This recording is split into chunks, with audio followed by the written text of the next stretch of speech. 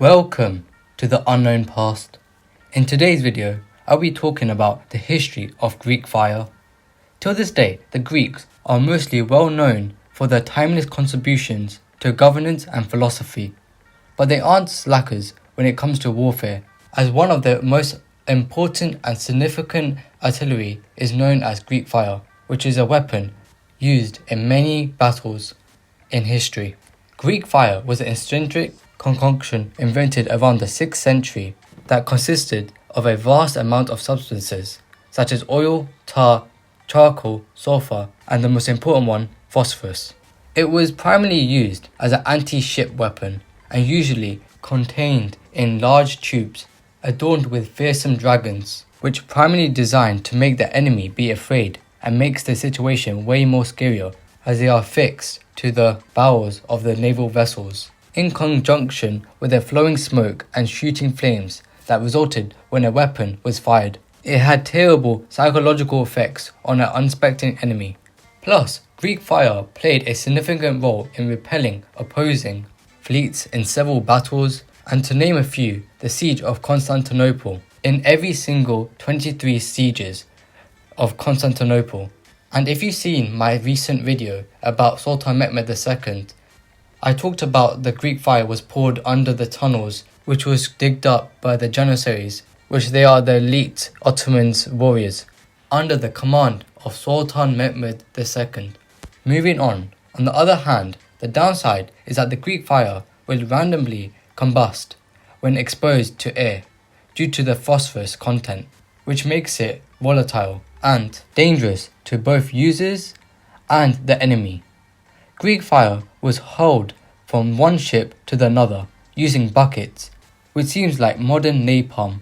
They used it on ship as water wouldn't extinguish the fire, as Greek fire is made out of so many content that it could outstand the element of water. Also, the art of compounding the mixture was so closely guarded secret that it's unknown till this day. Moreover, when the time passed, later developments included barrels equipped with pressurized nozzles that propelled the substance outwards in the manner of modern-day flamethrowers. Also, Greek fire was compounded and used as hand grenades for land use in modern-day warfare. Sorry to mention before, it's also used in naval battles.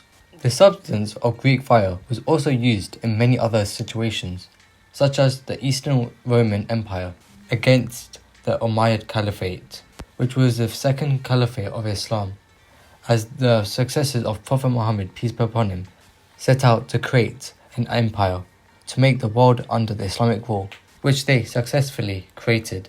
It increased in power and land rapidly and took their enemies by surprise, as they increased for 2 decades and more, from Spain to India. During this time, the Arabs was marching for the grand Roman city, Constantinople itself, which is the ultimate conquest for the Arabs at the time, as the Prophet of Islam stated, "Verily you shall conquer Constantinople. What a leader will he be, and what a wonderful army will that army be."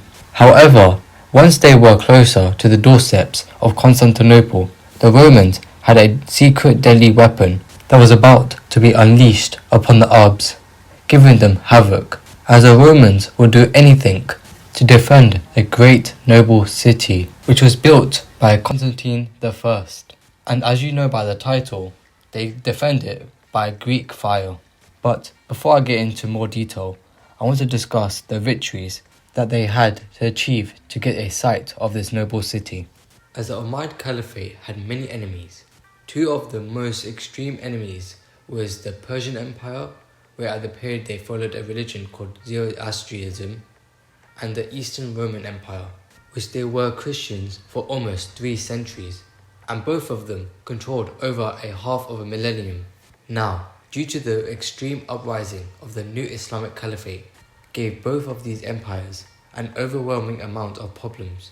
At the same time, as the cities of Damascus, Jerusalem, Antioch, Ctesiphon, Alexandria, and others all fell to the Islamic Caliphate, which gave them an upper hand over Persia, so much that they destroyed Byzantium and stretched from modern Tunisia to modern Iran, which gave them a clear sight of Constantinople. But the leader, Constantine IV, was not overwhelmed and wasn't worried at all, as he knew he would win at any point by defending the city, as he held a secret weapon. When the siege happened, historians isn't entirely sure when it happened due to the chaotic period where history wasn't noted down that much in detail. But thanks to modern technology, we found new sources of this event, as during the siege, the Romans presented their nasty weapon, Passion, which is a Greek terminology for Greek fire, which eliminated most of them in less than 5 minutes. As the Arab ships came towards them, the Romans shot the flames of fire, which I mentioned before, it doesn't get extinguished by water. However, due to the flamethrower attached to the ships, it combusted alone due to the amount of fire being shot by the barrels. Not only that, the Romans had to dispatch their ships to stop the spreading of the Greek fire, as the fire combusted from the barrels and landing on the fleets beside the Roman ships. Furthermore, the Romans and the Arabs' ships were made of wood and was destroyed in minutes, as the substance stuck to the ships with an endless fire. Some can argue that it could be the devil's fire. This battle lasted for 4 years, as the Arabs were defeated and came back with heavy loss, which made them really vulnerable, and this is one of many reasons why it was the end of the caliphate. Also, a wise man said 3 things must never reach an enemy's hand. One is imperial regalia, a royal princess, and Greek fire. As we move on, I have some interesting stuff to say about Greek fire.